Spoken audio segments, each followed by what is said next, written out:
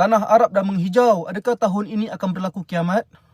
Okey, penting ni. Dengar sampai habis. Pertama, Nabi SAW pernah bersabda, tidak akan berlaku kiamat sehingga banyaknya harta perbendaharaan, sehingga apabila seorang lelaki hendak mengeluarkan zakat daripada hartanya, maka tidak ia temukan seorang pun yang mahu menerimanya.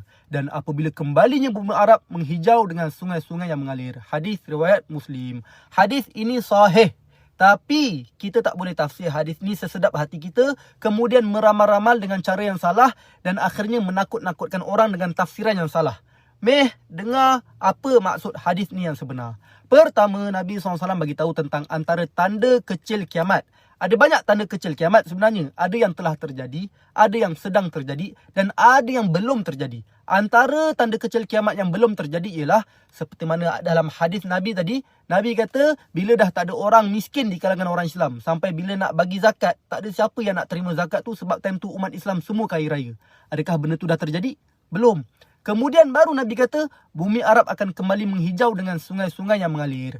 Kedua-dua ini masih belum terjadi. Tapi yang berita kata Mekah menghijau tu macam mana pula? Hadis tersebut, ulama mengatakan bahawa keseluruhan tanah Arab akan menghijau. Sedangkan yang berlaku sekarang hanyalah sebahagian tanah Arab sahaja. Dan hadis itu juga bagi tahu bahawa hijaunya tanah Arab itu bersifat kekal, bukan sementara.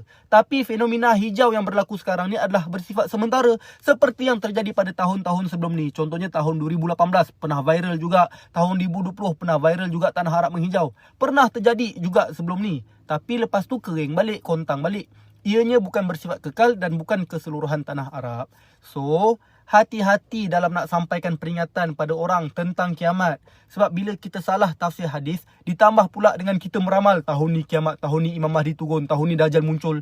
Walaupun niat kita baik, tapi kita berdosa. Sebab berdusta atas nama Nabi.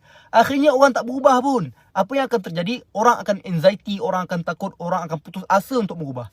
Nak dakwah, gunalah cara yang sahih dan bertepatan dengan Islam. Bukan dengan cara menafsir hadis dengan salah, kemudian menakut-nakutkan orang dengan ramalan yang tiada dalil sahih berkaitannya. Apapun sahabat sekalian, berubahlah sekarang.